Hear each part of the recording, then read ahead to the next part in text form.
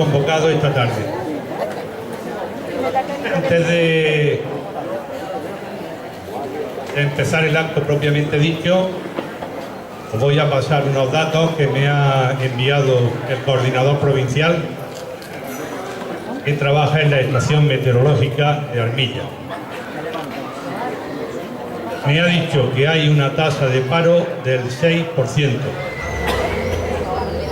que tenemos una deuda per cápita de 2.684 euros, que la deuda sobre el Producto Interior Bruto es del 34% y que va a estar lloviendo todo el fin de semana con máximas de 26 y mínimas de 17. Son las noticias de Caracas, en Venezuela. Yo creo que son importantes para empezar este acto.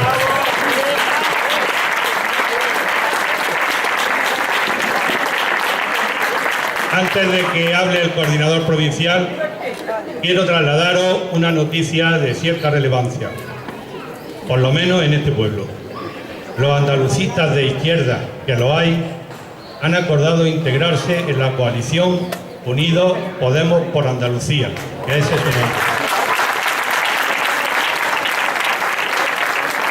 Como fruto de ese acuerdo, Pilar Tábora, que en 2015 fue candidata del Partido Andalucista a la alcaldía de Sevilla, se presenta con nosotros en estas elecciones para el Senado de Sevilla. Quiere decir que Unidos Podemos por Andalucía tiene dos grandes pilares, que son Pilar Tábora y Pilar González, que ya abandonó hace tiempo el Partido Andalucista para formar Primavera Andaluza y que también forma parte de este proyecto con el que aspiramos a ganar las próximas elecciones. Ahora, el coordinador provincial, Manolo Morales, que además de coordinador provincial es buena persona y amigo nuestro, os va a decir algunas cosas de interés.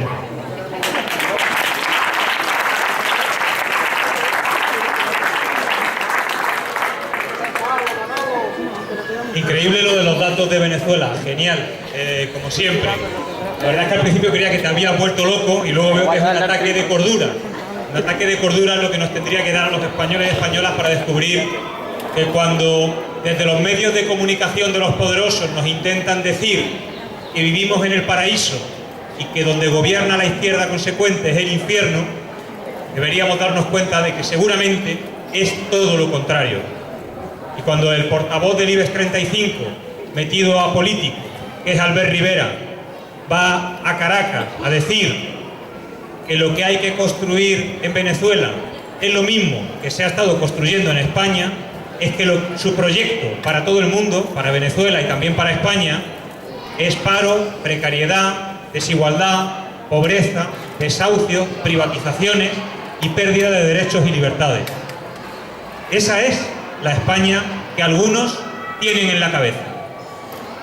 Y esa es la gran confrontación, la gran decisión que de manera colectiva los españoles y españolas tienen que tomar el día 26 de junio.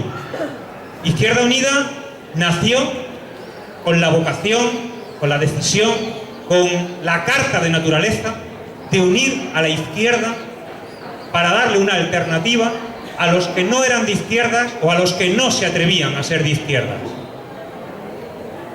Y llevamos 30 años clamando por la unidad de la gente de izquierda para dar una alternativa.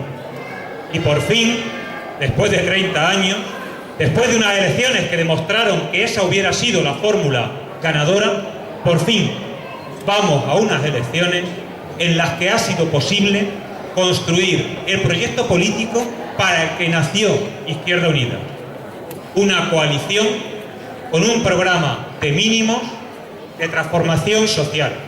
Un programa que a muchos que tenemos una voluntad política de ir mucho más allá en la transformación social nos parece verdaderamente de mínimo, verdaderamente poco atrevido. Pero que para lo que pretenden hacer el PP o Ciudadanos, o para lo que acabaría haciendo el PSOE si le dejan solo, es verdaderamente revolucionario. Pero yo no voy a entrar en la cuestión del programa porque después la explicará nuestro coordinador federal, nuestro querido Cayo. Sí que quiero hacer hincapié en un par de ideas. La primera, que queda un mes para las elecciones y que en ese mes tenemos que construir una alianza político-social que va mucho más allá de lo que pueda representar Izquierda Unida o lo que pueda representar Podemos. La semana que viene vamos a convocar, lo hemos estado hablando esta mañana en la Comisión de Coordinación, la creación de una plataforma político-social de organizaciones, de movimientos, de grupos que respalden, que apoyen la confluencia para ganar las elecciones. Porque hay que ganar estas elecciones para que la única alternativa pase por el programa acordado en Unidos Podemos. Hay que ganar estas elecciones, no basta ganarle al PSOE, hay que ganarle al PSOE, hay que ganarle al PP y hay que poner en marcha esas medidas, ese programa que muchas veces a la gente de Izquierda Unida habrá pasado, a la mayoría de vosotros no han dicho por la calle, no, si a mí me gusta Izquierda Unida, si yo estoy con vosotros, si sois los más honrados, las más honradas, si tenéis las mejores ideas. Lo que pasa es que eso no se puede llevar a cabo porque no tenéis la fuerza suficiente.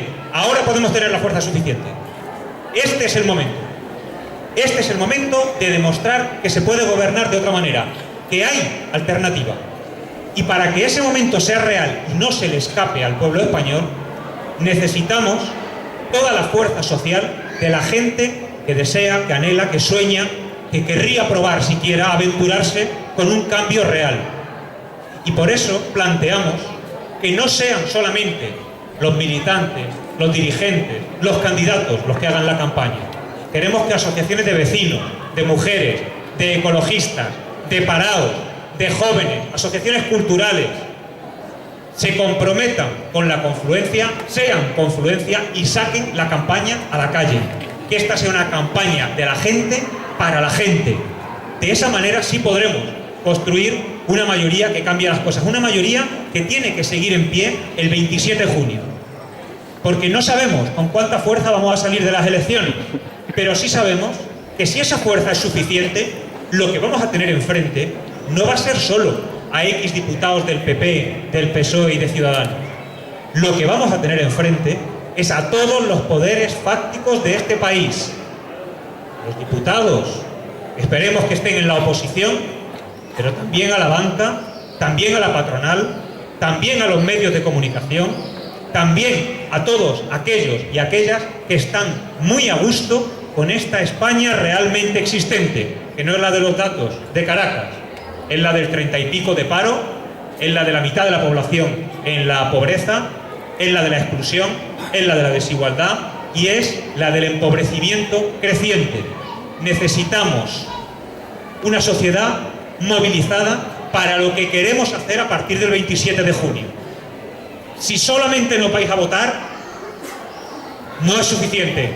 No voy a decir no lo hagáis, sí, pero no es suficiente. No basta. No nos basta solo con vuestro voto. Necesitamos vuestra voluntad de cambio manifestándose en las calles, en los movimientos sociales y en el día a día, porque va a ser muy duro. Va a ser muy duro construir el verdadero cambio que necesita este país. Y hay que empezar ya a tomar el poder en la calle. Y para eso tenemos las movilizaciones de las marchas de la dignidad. Pasado mañana con Cayo en el sitio más digno que hay en Granada, que es el monumento a los asesinados por la policía franquista de la huelga de la construcción del 70, vamos a manifestar, a llamar a la movilización en las marchas por la dignidad desde Izquierda Unida, por el pan, el techo, el trabajo y la dignidad, porque el capitalismo es el problema. Y hay que construir esa alternativa. Una alternativa a esta realidad realmente existente en la que los que somos padres de familia tenemos ya que estar mirando a qué banco le vamos a pedir un préstamo para que nuestros hijos y nuestras hijas puedan hacer el segundo ciclo universitario. Ahora se va a llamar eso del 3+2, que supone tener que pagar 6, 8, 10, 12.000 euros cada año por un máster, por lo que hasta hace 4 días era la universidad pública que solo costaba las tasas. Este país en el que se construye una ley ejemplarizante de represión, la ley Mordaza, para que tengamos miedo a salir a manifestarnos en la calle, mientras nos enseñan por la televisión que los problemas de democracia son en otros países. Este país en el que se quiere normalizar por ley la precariedad y que una persona pueda ser pobre con contrato y tener un trabajo de 8 horas diarias, de 40 horas semanales y seguir dependiendo de los servicios sociales para llegar a fin de mes. Y se quiere normalizar eso en la ley. Y peor aún, la generación más joven, la que viene detrás de nosotros, empieza a incorporarlo como normal. Que es normal no tener un trabajo fijo, que es normal no llegar a fin de mes, que es normal sufrir la pobreza, que es normal no poder hacer un proyecto de vida porque sea imposible tener un trabajo que te lo facilite. De la misma manera que quieren normalizar la destrucción de las pensiones públicas y que posiblemente la mía pueda ser, si a esta gente no la quitamos del poder, la última generación, si es que llegamos, que pueda disfrutar de una pensión pública, porque las hayan destrozado, eliminando o recortando las cotizaciones patronales y comiéndose el fondo de pensiones como se lo ha comido Rajoy, devorando nuestros ahorros con los que tenían que pagar nuestras pensiones en el futuro. Frente a todo eso y muchas cosas más, frente a los desahucios, frente a todas las políticas de desigualdad, salen el sábado las marchas por la dignidad. Y yo os invito, en nombre de Izquierda Unida, a empezar ya el cambio que tenemos que construir también en las urnas el 26 de junio. Empezarlo ya, pasado mañana, participando en Granada en la manifestación que empezará en la Plaza del Carmen. Bueno, tenemos aquí el cartel, que os sumáis, que suba mucha gente de la costa, de Almuñécar, de Motril, de Salobreña, que sea una demostración de fuerza y que empecemos a ganar este país pasado mañana, el sábado, con las marchas de la dignidad y de forma no definitiva, pero sí un paso adelante importante, el 26 de junio en las urnas. Así es como se hace la confluencia, en las instituciones y en la calle, todos unidos, porque unidos podemos, como siempre dijo Izquierda Unida. Nada más y muchas gracias.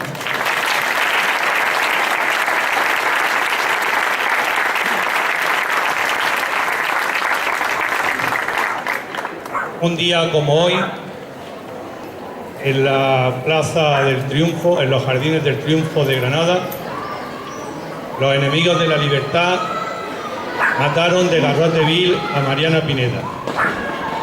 Todavía, casi 200 años después, es imposible que el Ayuntamiento de Granada conmemore una fiesta en honor a Mariana Pineda. Los grupos políticos que han gobernado el Ayuntamiento de Granada han preferido hacer una fiesta para la toma de Granada, tal vez porque prefieren al cardenal Cisneros antes que a Mariana Pineda, o prefieren la quema de libros en Birrambla antes que la bandera de la libertad de Mariana Pineda. Yo creo que eso tiene que cambiar y debe cambiar cuanto antes. Y un día como hoy, nace un hombre que se llama Jeremy Corbyn. Jeremy Corbyn nació en 1949. Tiene desde hoy estará celebrando su 67 cumpleaños. Algunos dirán que no vale para la política porque es un viejo.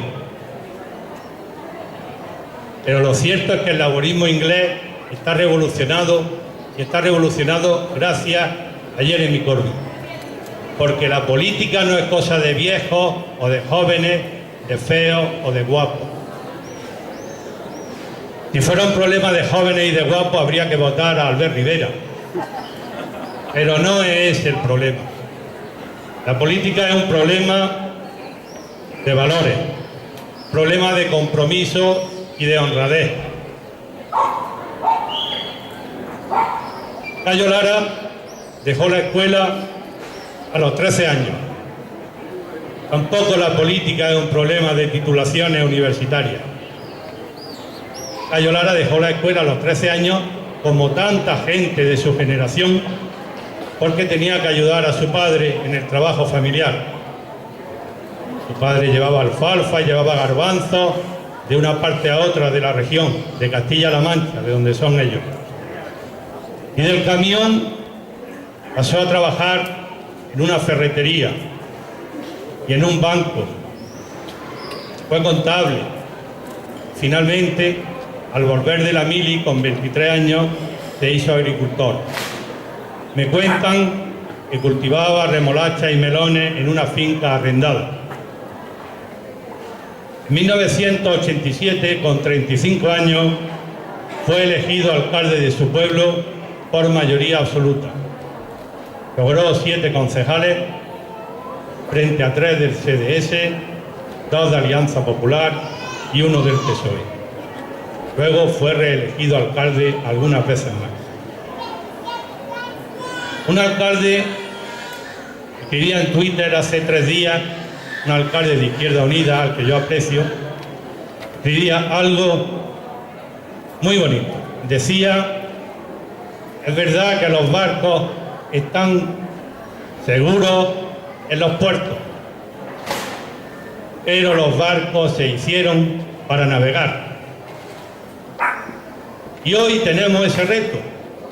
Los barcos se han hecho para navegar. Pero quizá a Cayo le gustaría añadir algo que yo voy a añadir en su nombre. Ay del capitán que se embarque sin tener una buena carta de navegación, que se embarque sin víveres, que se embarque sin combustible. Hay que navegar sabiendo dónde está el puerto y llevando las vituallas necesarias para que la gente pueda sobrevivir y el barco llegue a buen puerto. Yo quiero dar las gracias hoy a los compañeros que me han ofrecido el honor de presentar a Cayo Lara. Porque Cayo Lara es un hombre íntegro y decente. No diré que es un hombre bueno, porque yo creo que ya está bastante harto de que le digan que es un hombre bueno. Es un hombre con valores y con principios. No es Quijote ni es Sancho, aunque algo pueda habérsele pegado de esos personajes de su tierra. Cayo Lara nunca cobró un sueldo desmesurado, aunque no se divulgase en demasía. Cayo Lara renunció al plan de pensiones del Congreso y alguno tal vez se esté enterando hoy. Cayo Lara no es del PACMA, pero convirtió hace ya bastantes años la plaza de toros de su pueblo en un auditorio. Al fin y al cabo, algunos están descubriendo cosas que ya estaban descubiertas. Y así os dejo con Cayo Lara, mi coordinador.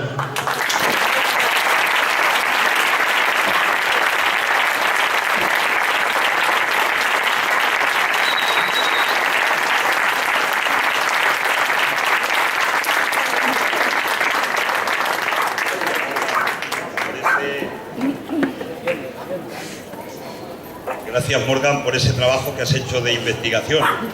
Llevaba yo años sin acordarme que trabajaba en una ferretería. Me pagaban 300 pesetas al mes. El salario entonces flojito, como los salarios precarios de hoy. Bueno, cuando hablas de la renuncia que hicimos en el Parlamento al Fondo Privado de Pensiones, os lo explico ahora porque estas cosas se han explicado poco. Se han explicado las partes negativas. Algunas positivas se han explicado poco, ¿no? Pero cuando llegamos al Parlamento en esta legislatura, nos pusieron un papel encima pues, de los privilegios que tenemos los diputados. Uno de ellos era un fondo privado de pensiones que nos pagaba el Parlamento. Eran 4.000 euros al año, de tal manera que si estás 4 años, pues después tienes un fondo privado de 16.000 euros para hacer lo que quieras con él. Nosotros entendíamos que tenemos que cobrar la pensión de la Seguridad Social de acuerdo con nuestras cotizaciones, como todo hijo de vecino, y decidimos renunciar a ese fondo privado de pensiones. Después presionamos y conseguimos al final que los 350 diputados del Parlamento, yo creo que es una de las pocas conquistas que hemos hecho en este periodo legislativo ante la mayoría absoluta del PP, conseguimos que le quitaran el fondo privado de pensiones a todos los diputados. Por tanto, hoy los diputados de España no tienen ya fondo privado de pensiones. Son pequeñas conquistas, pero estas cosas no las hemos contado habitualmente, como no hemos contado que no hemos utilizado la sala VIP, como no hemos contado que no hemos utilizado el coche oficial, como no hemos contado que no hemos utilizado los 3.000 euros para taxis. Esas cosas no las contamos, ¿sabéis por qué? Porque debería ser lo normal, porque no es ninguna heroicidad hacer eso. es ser gente normal, gente corriente, es ser como los trabajadores y trabajadoras de nuestro país y por tanto no es ningún tipo de mérito y debería ser algo que tenía que estar amortizado ya en las instituciones y especialmente en el Parlamento. Pero bueno, me ha dado el pie Morgan y por tanto os he hecho esta breve explicación. Una pregunta a propósito de lo de Venezuela me venía a la cabeza. ¿Por qué será que cuanto más roban en España, más nos hablan de Venezuela? ¿Os habéis dado cuenta de ese detalle, no? Ya las noticias de Venezuela desaparecen los corruptos. Y aquí en Granada también tenéis. Pensábamos que aquí no iba a haber ninguno. Que aquí eran todos santos de la devoción de todo el mundo. Ya ha salido nada menos que el alcalde. Que cuando veníamos para acá hemos visto un chalet importantísimo que tiene ahí un cerro alto. Ponía se vende. Debajo ya, no sé si tendrá eso que ver con el hacer. Y bueno, pues hay un corrupto menos en las instituciones públicas en este caso concreto. Y hay que seguir trabajando, porque yo soy de los que piensan que queda todavía mucho más oculto que lo que ha salido a la luz. Porque de este país hicieron un cortijo. Hicieron un cortijo basado en la impunidad que tenían para delinquir, para trincar recursos públicos. Y ahora, por fortuna, va saliendo cada vez más cosas a la luz. Y yo espero que cuando tengamos un cambio de gobierno de verdad en este país, se levanten en serio las alfombras y todos los escándalos que se han producido a lo largo de los años afloren, salgan a la luz y tengamos algún día un país donde no votemos a los corruptos. Se dice que se ha votado a los corruptos porque nos iba bien, que hace 10 o 12 años, como había buenos salarios, como estábamos en el pelotazo urbanístico, como nos iba más o menos bien, pues se votaba a corruptos porque robaran un poco no pasaba nada. Y después cuando se nos viene encima el estallido de la burbuja, cuando todos empezamos a tener problemas y empiezan las políticas de recortes, entonces empezamos a decir hay que castigar a los corruptos. Y a los corruptos hay que echarlos, no ponerlos en las instituciones públicas, nos vaya bien la vida, nos vaya mal o nos vaya regular. Porque a las instituciones públicas hay que poner a la gente que va a servir al conjunto de los ciudadanos, al conjunto de las clases de trabajadores y no a servirse a sí mismos de las instituciones públicas. Seguro que de esa forma tendremos una democracia más sana, una democracia más ética, más honesta y seguramente que eso que decía Morgan de los valores van impregnando cada vez más en la sociedad y tenemos la sociedad, nos acercamos a esa sociedad que soñamos. Los problemas no están en Venezuela, los problemas del paro están aquí, los de la exclusión social están aquí, los de los bajos salarios, los del peligro de las pensiones, los de la deuda del Estado, los de los desahucios, los de los ladrones de guante blanco, todos esos problemas y más están aquí. Y es aquí donde hay que discutir de esos problemas. Y es aquí donde hay que presentar las alternativas a los problemas que tiene la gente. Y es aquí donde hay que conquistar gobiernos para después llevar con leyes al Parlamento y llevar al gobierno legislaciones que empiecen a variar el rumbo de las cosas y se ponga de una vez por todas el boletín oficial del Estado al servicio de la mayoría social, al servicio de las clases populares. Yo estos 4 años que he estado en el Parlamento, el dedo se nos ha gastado de votar, pero hemos perdido la inmensa mayoría de las votaciones con la mayoría absoluta del Partido Popular. Pero ¿para quién ha gobernado el Partido Popular? Porque los problemas que tenemos no han caído del cielo ni de Marte. Han caído de políticas concretas que han ejercido los gobernantes. En este caso concreto, los últimos 4 años, los gobiernos del Partido Popular. Y ha gobernado para las clases pudientes de este país. Algunos le llaman las élites. Son las clases poderosas de este país. Ha hecho una reforma laboral que ha beneficiado a la COE y ha perjudicado a la clase trabajadora. Ha hecho la congelación del salario mínimo interprofesional, solo favorece a los empresarios, pero perjudica a los que tienen que cobrar salarios miserables por debajo incluso del salario mínimo interprofesional. Ha hecho una reforma financiera que ha favorecido a la banca, a los banqueros. Ha hecho una amnistía fiscal que solo favoreció a los defraudadores. Ha hecho una reforma de las eléctricas que solo ha favorecido al oligopolio de las eléctricas en contra de los bolsillos de los consumidores, que sabemos perfectamente lo que pagamos en los recibos de la luz, para que algunos tengan salarios. Tomar nota de este dato, aunque me imagino que los que estáis ya más informados por las redes lo sabéis, que el presidente de Iberdrola cobraba el último semestre de 2015 46.000 euros diarios. Un salario decentito, pero esos salarios salen del recibo de la luz que pagamos la mayoría de los ciudadanos. Hizo la reforma de las administraciones locales que solo favoreció el interés de los que quieren que se privaticen los servicios públicos. Hizo una reforma de pensiones que solo favorece a la banca, porque la banca quiere que tengamos pensiones bajas para que quien pueda contrate un fondo privado de pensiones para el gran negocio de la banca. Hizo el banco malo, que solo favorece a los fondos buitre que hoy compran las viviendas baratas. Hizo el decreto llamado de última oportunidad, que perjudica a la gente con la vivienda, pero que favorece a los especuladores de la vivienda de nuestro país. Hizo una reforma educativa que solo favorece a la patronal de la Iglesia Católica. E hizo privatizaciones, como el caso de AENA, que privatizaba empresas públicas que tenían beneficios como esta de AENA. Es curioso que nunca privaticen empresas públicas que tienen pérdidas. Siempre privatizan empresas públicas que tienen beneficios, en definitiva, para socializar lo que son los beneficios en los bolsillos de los que se quedan después con las empresas. Por tanto, todo esto, muy en síntesis, han sido las políticas del gobierno del PP en estos 4 años. Y fruto de ello son las consecuencias del deterioro de vida de capas de nuestra sociedad, incluido de lo que llaman la clase media, que ya sabéis que los últimos datos estadísticos dicen que 3 millones de personas que eran clase media han dejado de ser clase media y ahora ya son clase pobre. Por cierto, el último dato del INE, el 28% de la población está en zona de exclusión social. Y aquí, en Andalucía, casi duplicáis el porcentaje. Y sois, desgraciadamente, seguís siendo la región de más paro de todas las regiones de la Unión Europea. Dicho eso, Rajoy ha estado 4 años en el gobierno y 8 meses de propina en funciones. Y nos deja el 100.1% de deuda. Por vez primera en la historia de nuestra democracia, la deuda pública española supera lo que producimos en el país en un año, más del 100%. Es decir, cada vecino y cada vecina de este país, de los 46 millones de personas que aquí vivimos, en este momento la herencia que nos deja Rajoy es una deuda de 23.800 euros a cada una de las personas que aquí vivimos. No es cualquier cosa, es una buena herencia, por esta no vamos seguramente a discutir. Y no me voy a extender en más datos, pero vamos a las elecciones. De manera inusual, porque es la primera vez en la historia de nuestra democracia que vamos a unas segundas elecciones sin haber elegido gobierno en la primera. Nosotros queríamos que se eligiera gobierno, con las medidas que se adoptaran por la izquierda, obviamente, de centro izquierda. No ha sido posible y vamos de nuevo el 26 de junio a las urnas.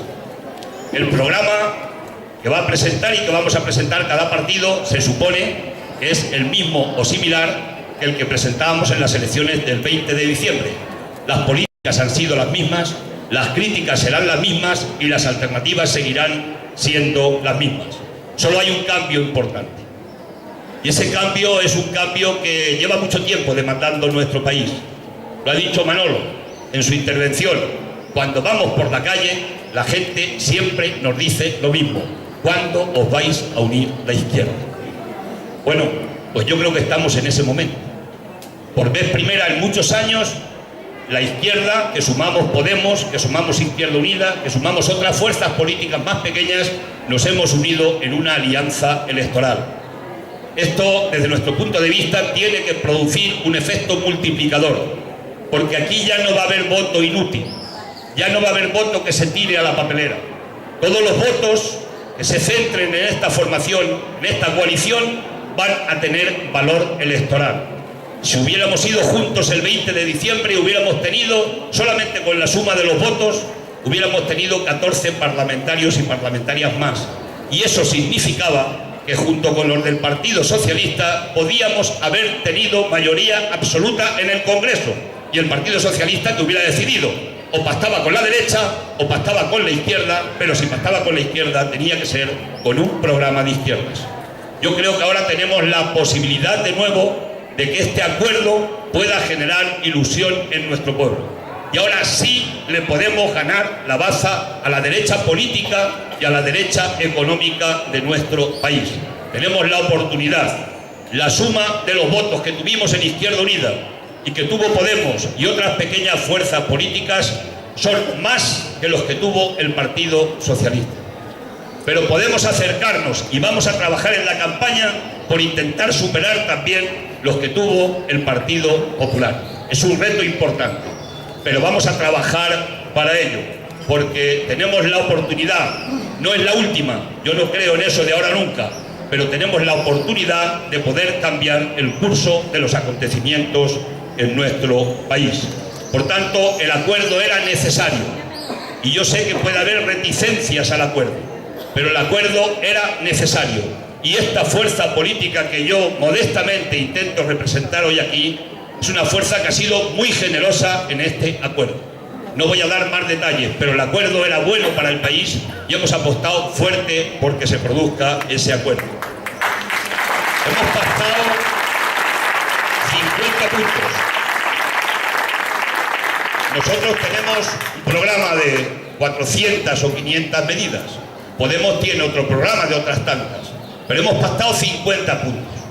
Nos hemos puesto de acuerdo en 50 cosas. Voy a intentar desarrollaros unas cuantas de ellas. Y hay algunas en las que no nos hemos puesto de acuerdo.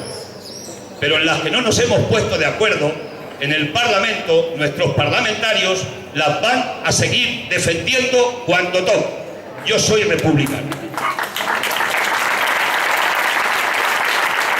Y me siento además orgulloso de ser republicano, especialmente aquí, en Almuñécar. Porque aquí hubo uno de los focos de resistencia al franquismo más importante de toda la resistencia que hubo en el Estado español. Los mataron, algunos consiguieron huir, pero los mataron. Y aquellos lucharon y dieron la vida, y más cosas que la vida, en muchos casos se puede dar hasta algo más que la vida, por la libertad, por la democracia, por lo mismo que mataron a Mariana Pineda en el Garrote Vil hace 185 años. La acusaban de que estaba bordando una bandera. Frente al nepotismo, frente al absolutismo de Fernando VII, estaba con los liberales bordando una bandera que venía a decir ley, libertad e igualdad. Esas tres palabras hermosas que siguen siendo necesitadas por nuestro pueblo hoy. Por tanto, orgulloso de todos aquellos que se plantaron frente al golpismo del franquismo, que hicieron frente y estuvieron a favor del gobierno legítimo de la República y que dieron lo mejor de su vida por conseguir que tuviéramos una España en democracia y en libertad. Por tanto, por eso, aunque solo fuera por eso, yo me sigo sintiendo republicano y nadie va a impedir que sigamos defendiendo eso en cualquier institución de nuestro país, porque un día este país tiene que tener una república, porque la monarquía es un régimen absolutamente obsoleto. Tampoco nos hemos puesto de acuerdo con la OTAN, pero nosotros estamos en contra de la OTAN, porque nacimos contra la OTAN en 1986 y porque la OTAN es el dominio de los Estados Unidos sobre Europa, que ahora lo quieren extender a la parte económica con el Tratado de Libre Comercio, que nos va a hacer mucho daño si se lleva a cabo como lo están desarrollando a este país, pero especialmente a los sectores agrarios de nuestro país, a la pequeña agricultura. No podemos competir con una media de producción de 11 hectáreas en la Unión Europea, no podemos competir con una media de producción en hectáreas en Estados Unidos de 165 hectáreas de producción. Y no podemos competir con esas multinacionales que nos quieren quitar derechos sociales, pero derechos de seguridad alimentaria, y además quieren constituir unos tribunales de justicia que enmienden la plana a las leyes que hagan los gobiernos en los países de la Unión Europea. Yo espero que este país y que esta Europa se levante frente a ese tratado de libre comercio, porque es el brazo económico de la OTAN, de los Estados Unidos, de los americanos, que harto daño nos han creado en el Oriente Medio y ahora en Europa con la invasión que hicieron de Irak, previamente de Afganistán, después de Libia y después el apoyo a movimientos que finalmente han sido terroristas en Siria. Son los que han creado el monstruo de Frankenstein. Por eso seguiremos frente a la OTAN. No pasa nada, nosotros lo vamos a defender y los aliados no quieren hablar de ese asunto. Pero ¿en qué nos hemos puesto de acuerdo? Y esto es lo importante. porque en lo que nos hemos puesto de acuerdo es lo que hay que llevar al boletín oficial del Estado si tenemos mayoría en el Parlamento de España y si tenemos gobierno de mayoría de izquierdas en este país. Y nos hemos puesto de acuerdo en una cosa. La primera es que no hay que hacer demagogia, que a la gente hay que contarle la verdad, y la verdad de lo que podemos hacer. Y lo primero que hay que hacer es que si queremos crear empleo, si queremos apoyar a la pequeña y mediana empresa y a los autónomos, si queremos tener una renta mínima garantizada para 2 millones de personas, si queremos restituir los derechos que nos han robado, si queremos reponer a los profesores y profesoras, a los médicos, a las enfermeras, a los enfermeros, a todo lo que se han cargado de la sanidad, de la educación, necesitamos una cosa que se llama dinero. Y hay un déficit en las cuentas públicas del Estado. Este año 2015 hemos gastado 55.000 millones de euros, es el presupuesto, algo más del presupuesto de educación, para hacernos una idea. Hemos gastado más que se ha ingresado en las arcas de la hacienda pública. Eso es el déficit. Y ese déficit se convierte en deuda. Y así seguimos un año tras otro incrementando la deuda. Por tanto, la primera pregunta es ¿cómo recortamos ese déficit sin que se hagan recortes a los ciudadanos? Porque lo que han hecho es recortar el déficit pegándonos recortes y limitándonos derechos a los ciudadanos. Y nosotros lo que planteamos es que lo que hay que hacer es invertir los términos. Hay que combatir el déficit luchando contra el fraude fiscal. En España se roban, digo se roban porque no se pagan los impuestos a la hacienda pública 80.000 millones de euros al año. Y por tanto hay que poner a la agencia tributaria a trabajar para que los grandes defraudadores, especialmente porque son los que más defraudan en este país, por el Banco de Panamá, que nadie se alarme ahora del Banco de Panamá, si eso lo sabíamos, si eso lo saben los gobiernos, si eso lo sabe Juncker, el presidente de la Comisión Europea, porque Juncker fue presidente de Luxemburgo, primer ministro de Luxemburgo, y Juncker lo que hizo fue pactar con 300 multinacionales que podían evadir impuestos de sus países y llevarlos al paraíso fiscal de Luxemburgo. Y hoy es el presidente de la Comisión Europea, nada más y nada menos. Por tanto, lo saben. Y piensan que seguimos siendo ignorantes, que seguimos siendo tontos y tontas. Y nosotros sabemos que existe el fraude fiscal. Por tanto, lo que hay que hacer es agilizar, incrementar los medios en la agencia tributaria para conseguir recursos, para que podamos aplicar las políticas sociales que planteamos en ese acuerdo de 50 puntos. Y hay que hacer una reforma fiscal progresiva. No es el planteamiento de nos van a subir los impuestos a todos para que haya más dinero en la hacienda pública, no. Lo que hay que hacer es aplicar el artículo 31 de la Constitución española, que dice, y es nuestra Constitución, es nuestra pepa de hoy, dice que tenemos que pagar cada uno en función de lo que ganamos y en función de lo que tenemos. Y aquí el que está sujeto o la que estéis sujeta a una nómina, no se escapa nadie de pagar. Pero los que no están sujetos a nómina, hay más dificultades para poderle controlar los recursos.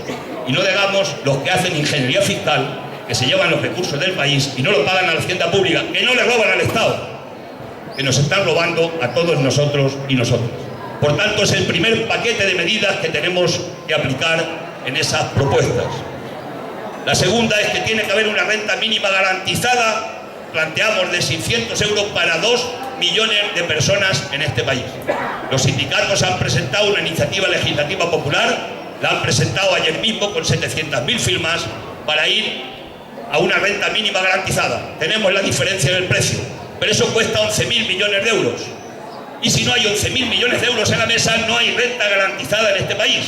Por eso necesitamos los recursos para poderla aplicar. Planteamos que el salario mínimo interprofesional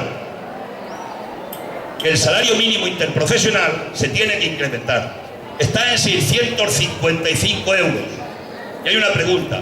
¿Puede vivir una familia y tener un proyecto de vida con un salario de 655 euros? Pero es que no son 4 en el país. Es que una de cada 3 personas está percibiendo menos de 655 euros de salario mínimo interprofesional. Y lo que planteamos en el acuerdo es que este año hay que ponerlo, en cuanto se llegue al gobierno, en 800 euros y hay que acabar la legislatura en 900. Nosotros proponemos que hay que ir un poco más allá, pero el acuerdo se ha quedado ahí. Esto es demagogia, ¿O es posible? Nosotros creemos que es posible, porque en Francia, que está muy cerquita, al otro lado de los Pirineos, el salario mínimo interprofesional está en 1.465 euros. Por eso viven mejor los franceses.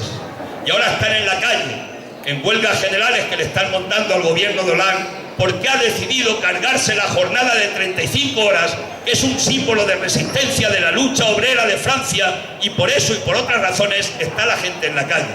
Pero el nivel de vida es mejor que el de este país, y por tanto sí se puede subir el salario mínimo interprofesional a 800 euros.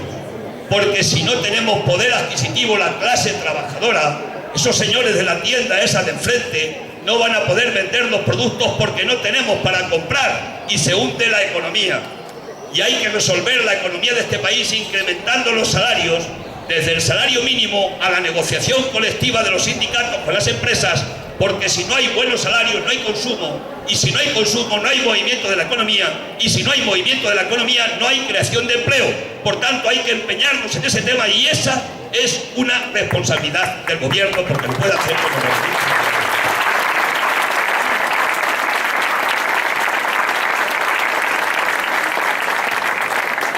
Yo ya soy pensionista casi, me queda un año.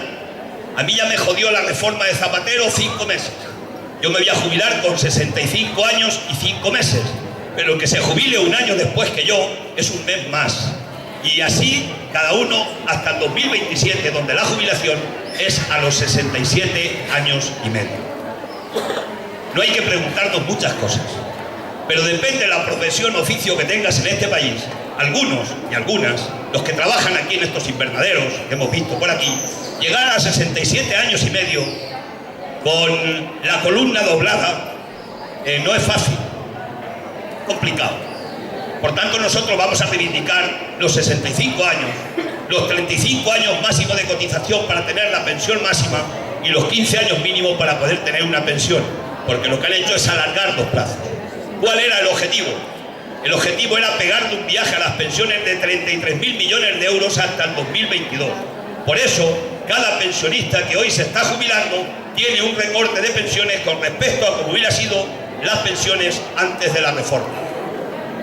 Y para que haya dinero en la caja de la Seguridad Social, para que se puedan cobrar las pensiones de los casi 10 millones de pensionistas que hay en este país, tiene que haber cotizaciones a la Seguridad Social.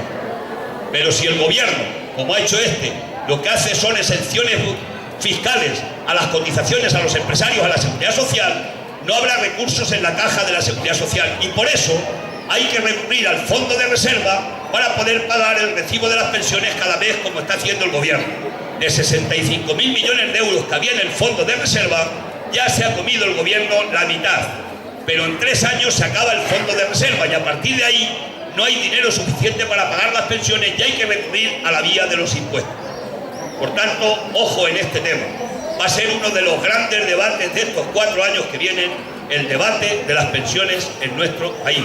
Y nosotros vamos a seguir exigiendo que se garantice el poder adquisitivo de las pensiones, sencillamente porque lo dice nuestra propia Constitución española, que pactamos en el año 1978. Y detrás de eso lo que está es el interés de la banca para que tengamos pensiones de miseria, y quien pueda se vaya, contrate un fondo privado y vamos al modelo americano. En Estados Unidos el 77% de las pensiones tienen un fondo privado de pensiones, en España un 7%. Y aquí algunos banqueros sueñan con llegar a ese 77% de Estados Unidos, porque ahí está el negocio de futuro clarísimo, especialmente para el sector de la banca. Planteamos que hay que ir a un plan de transición energética, a la inversión pública cuando haya atonía en la inversión privada, para que el Estado sea la locomotora que tire de la economía. Hay que ir a inversión en I+D+I para que haya plusvalías y valores añadidos. Y hay que ir a creaciones de empleo verde. Hay que garantizar el derecho a la vivienda. Hay que ser exigentes en esto. A ninguna criatura la pueden echar de su casa porque haya perdido el empleo y no pueda pagar la hipoteca que tiene contraída.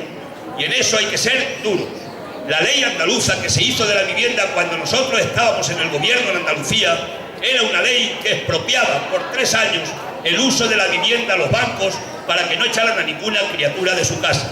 Esa la recurrió el PP, que es el mando a distancia de la banca, como ha recurrido ahora la ley catalana, que ha intentado hacer la misma, o recurrió la ley vasca. Hay que hacer una ley a nivel del Estado que no se pueda, repito, echar a nadie de su casa. El gobierno tiene la responsabilidad de garantizar el derecho a la vivienda porque está consagrado en el artículo 47 de la Constitución española, y es posible hacerlo en lugar de que estén en manos de la banca, de los fondos buitre o de la Sareb, que se pongan a disposición de la gente para que con un alquiler social la gente tenga derecho a vivir debajo de una vivienda, repito, porque lo dice la Constitución española. Hay que hacer un acuerdo nacional contra la violencia machista. No sé si lo veremos algún día los que ya tenemos la edad que tengo, pero a mí me gustaría y sueño con un país donde no aparezca ningún día que ha habido ningún machista que ha matado a la mujer.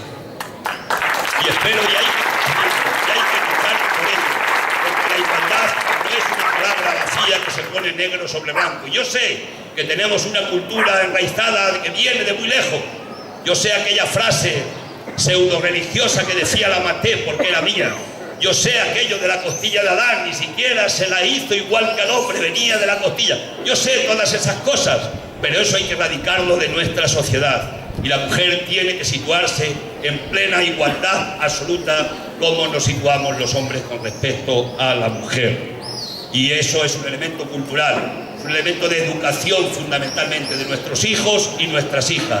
Y seguramente que con un plan serio en este país avanzaremos en la línea de que esto sea simplemente una rémora triste y una página negra de la historia negra de nuestro país en el futuro. Hay que derogar, y concluyo, no voy a explicaros las 50 razones por no cansaros, os invito a que las veáis, ya están en internet, ya están colgadas, las tenemos en la página de Izquierda Unida, me imagino que Podemos también las tiene colgadas, podéis tener acceso y ver esas 50 medidas con detalle. Pero no me resisto a comentar unas cuantas cosas. Hay que derogar varias leyes de manera inmediata. Esto solamente hace falta voluntad política y mayoría absoluta en el Parlamento. Así de simple. Hay que derogar las reformas laborales del Partido Socialista y del Partido Popular. Las dos, que son las que más daño le han hecho a la clase trabajadora de este país en todo el periodo de los años. Hay que derogar la LOMCE, la ley llamada de educación, clasista, mercantilista, una ley que se negocia con los sindicatos. Hay que derogar la ley Mordaza. Se sigue sancionando a la gente de nuestro país porque protesta en una calle o en una plaza. Y hay que acabar con ese estado de excepción. Y esto no es Venezuela. Esto es España. No es Venezuela. Lo digo para algunos caminantes. Hay que derogar el artículo 135 de la Constitución. Porque no puede estar el pago de la deuda de los intereses por encima del interés de comer de la gente de nuestro pueblo. Y hay que derogar el artículo 315.3 del Código Penal, que es con el que están castigando a los trabajadores que hicieron huelga general y les piden años de cárcel a los activistas aplicándoles el artículo 315.3. Hay que ir a una ley de memoria histórica, porque no habrá democracia plena en este país mientras este país no reconozca a todos y a todas los luchadores por la democracia y la libertad que se dejaron la vida que se fueron merecidos. Hay que crear una comisión de investigación en el Parlamento, que nos la ha denegado 7 veces el gobierno del PP, para investigar quién se llevó el dinero de las cajas de ahorro, que nos ha costado 46.000 millones de euros que estamos pagando con nuestra sangre, con nuestro sudor, los trabajadores y las clases populares de nuestro país. Porque el dinero se lo ha llevado alguien. Y hay que saber quiénes son esos alguien. Y hay que ver quién puede todavía devolver una parte importante, al menos, de ese dinero que han saqueado de las cajas de ahorro. Y esto no está pactado. Esto lo seguiremos defendiendo nosotros. Hay que ir a un Estado laico. Un Estado que respete las religiones, pero que sea laico. Se acabe, se tiene que acabar esa mala confesionalidad del Estado. Hay que ir al Estado republicano y federal. Nosotros no somos independentistas. Defendemos el derecho de que la gente opine, pero nosotros vamos a defender que en este país tenemos que seguir unidos desde Cataluña a Andalucía. Os voy a dar un dato. Cataluña La renta en función del PIB está en 30.000 euros. En Andalucía en 20.000. ¿Por qué siempre piden la independencia a los más ricos? Los marqueses de los pueblos podían pedir la independencia para no pagar impuestos, porque con sus impuestos comían los pobres de los pueblos o tenían acceso a algunas cosas, y estos se querían independizar, no querían pagar impuestos. Pues esto, en términos territoriales, siempre en las zonas más ricas, las burguesías de esas zonas se quieren independizar. Pero aquí, en esta Andalucía, tenemos que saber que nosotros necesitamos cohesión territorial y social, que necesitamos que siga funcionando la caja única de la seguridad social, para las pensiones, para el paro, para las ayudas, porque tiene que haber solidaridad en el conjunto del Estado. Ese es el modelo del Estado que nosotros vamos a continuar defendiendo sin ningún género de dudas. Y hay que legislar por la paz. Y yo soy de los que sueñan con que algún día Europa sea libre e independiente de los Estados Unidos y tenga su propia, y tengamos nuestra propia seguridad propia. Seguramente que si hubiera sido así, en esta Europa vieja, culta, en esta Europa de la Ilustración, no estaríamos pasando la vergüenza que estamos pasando con el tema de los refugiados. Anteayer nos han sacado la noticia. Qué buena España que vienen 20. Qué buena España que vinieron 18. Desde septiembre del 2015, desde septiembre, hace 8 meses, se tiene acordado en la Unión Europea que 17.000 personas tenían que venir a este país. Eso no es nada. En España estamos 8.000 municipios. A 2 por municipio ya tenemos resuelto el problema. Y eso no nos altera la vida de los municipios en negativo. Pero aunque nos la alterara, es que no nos vamos a olvidar nunca que este país fue un país de exiliados. Que aquí se tuvo que ir la gente porque la perseguían y la mataban. Y en otros países le dieron acogida sin pedirles que trajeran.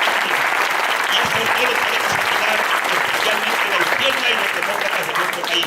Así que aunque solo fuera por eso, tenemos que tener nuestra Europa diferente, distinta, no supeditada al interés político, militar y económico de los Estados Unidos, para que florezca de nuevo esa Europa culta de la Ilustración, la Europa nuestra que queremos que sea cada vez más democrática, más humana, más social y más solidaria. Así que concluyo. Mucho ánimo en este tiempo que viene. Nos vamos a mirar algunos de reojo con los aliados, y algunos de los aliados nos mirarán también de reojo. Pero bueno, vamos a ver si saltamos bien este proceso, porque lo importante y lo fundamental es que quitemos a un gobierno que ha sido el mando a distancia del poder financiero, económico y especulativo de este país, y que pongamos un gobierno decente, un gobierno del que no se tenga que avergonzar nadie de este país porque esté cada día metiendo la mano en una caja pública, en la caja de todos y de todas. Simplemente por eso bien vale la pena que tengamos un nuevo gobierno, una mayoría distinta en el Parlamento. Esta vez yo creo que sí podemos crear un empujón serio, porque este país, la clase obrera, las mayorías sociales, la gente humilde, los nadie, que dice Galeano, se merecen y necesitan tener un gobierno honesto y un gobierno decente. Muchas gracias, mucho ánimo y hasta pronto.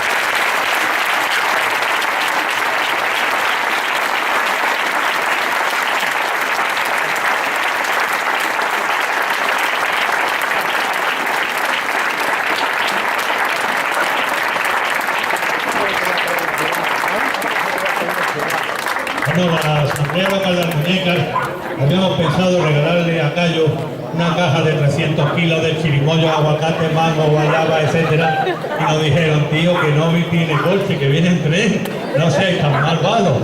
Y entonces hemos sustituido la caja de frutos subtropicales por un libro muy bonito que ha hecho un amigo nuestro, profesor en Motril, que trata de la memoria democrática, de la resistencia, de la guerrilla en esta parte de Granada, y esperamos que le guste. Pesa casi tanto como la caja de chirimoyos, pero esperamos que le sea grata su lectura, y con esto le damos las gracias a él por venir a visitarnos y a todos vosotros. En las escuelas del Francisco no nos enseñaban estos libros. Por fortuna hubo gente que trabajó para que un día pudiéramos tener estos libros en la mano. Así que muchas gracias, y ahora que voy a tener más tiempo, pues me dedicaré a leer tantos libros que vale la pena que los leamos, porque esta es nuestra historia, es nuestra memoria, y nos sentemos dignos herederos y herederas de toda esta gente que luchó por un mundo mejor.